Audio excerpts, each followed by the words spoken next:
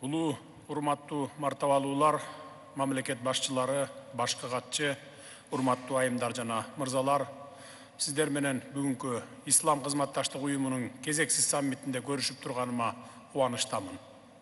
Салттуу, жылуу меймандостук жана иш-чараны мыкты деңгээлде даярдагандыгы үчүн Ыйык мечиттин камкорчусу, Сауд Аравиянын падышасы, улуу даражалуу Салман бин Абдулазиз Аль Саудка жана Сауд Аравия падышалыгынын мураскер ханзадасы жана министрлер кеңешинин төрагасы улуу даражалуу Мухаммед бин Салман Аль Саудка чын ыхласымдан ыраазычылык билдиремин.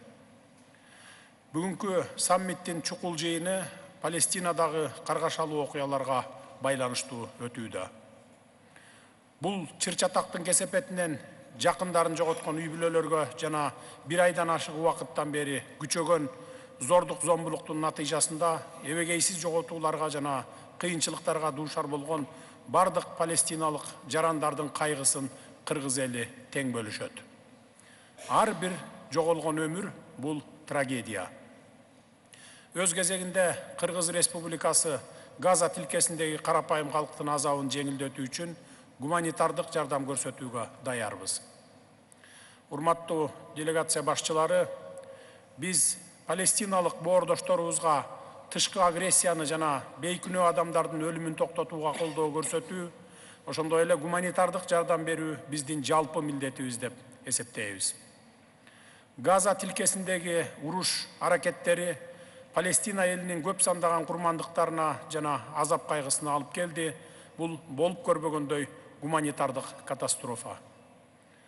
Бейкүнөө жарандардын, анын ичинде наристе балдар менен аялдардын өмүрлөрү кыйылышы кабыл алынгыс жана эл аралык коомчулук тарабынан кеңири айыпталууга тийиш.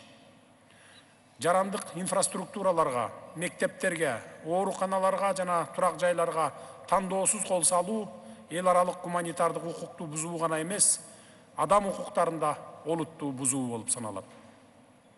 Урматтуу кесиптештер, Кыргызстан Палестина элинин көз карандысыздыкка жана суверендүү мамлекетти түзүүгө болгон мыйзамдуу укуктарын тааныйбыз. Палестиналыктардын таламдарына жана колдоолоруна, каалоолоруна жооп берген бирден бир туура чечим Коопсуздук кеңешинин жана Бириккен Улуттар уюмунун башкы ассамблеясынын тиешелүү резолюциялары аткарылышы керек. Буга байланыштуу биз Коопсуздук кеңешинин жана Бириккен Улуттар уюмунун башкы ассамблеясын эл аралык коомчулуктун атынан Газа тилкесиндеги зордук зомбулукту токтотуу жана Газа тилкесиндеги коопсуздук кризисин жөнгө салуу үчүн эффективдүү жана чечкиндүү чараларды көрүүгө чакырабыз. Ошондой эле учурда биздин ислам үммөтүнүн эл аралык коомчулукту бул баскынчылыкка каршы бирдиктүү жана консолидацияланган позицияны карманууга ынандыруусу жана кагылышуучу тараптарды сүйлөшүүгө отургузуу үчүн эл аралык аракеттерди активдештирүү зарыл. Чыр-чатактын катышуучулары жарандардын өмүрүн коргоого артыкчылык берүүсү жана Бириккен Улуттар уюмунун негизги документтеринде бекитилген эл аралык гуманитардык укуктун универсалдуу эрежелерин урматтоосу өтө маанилүү. Адилеттүүлүк, теңдик жана адам укуктарын урматтоо принциптери Израиль-Палестина жаңжалын чечүүгө умтулууда биздин иш аракеттерибизге жетекчилик кылууга тийиш. Урматтуу делегация башчылары, тынчтык бул абстрактуу түшүнүк эмес, бул диалог. Түшүнүшүү жана эл аралык укукту урматтоо аркылуу жетишүүгө боло турган реалдуулук экенине баарыбыз бекем ишенебиз.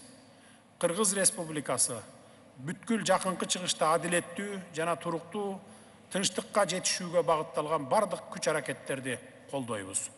Ушундай шартта гана чыр-чатактын тараптары адилеттүүлүк жана бакубатчуулук өкүм сүргөн тынчтыкта жана коопсуздукта жанаша жашай алышат. Көңүл бурганыңыздарга рахмат.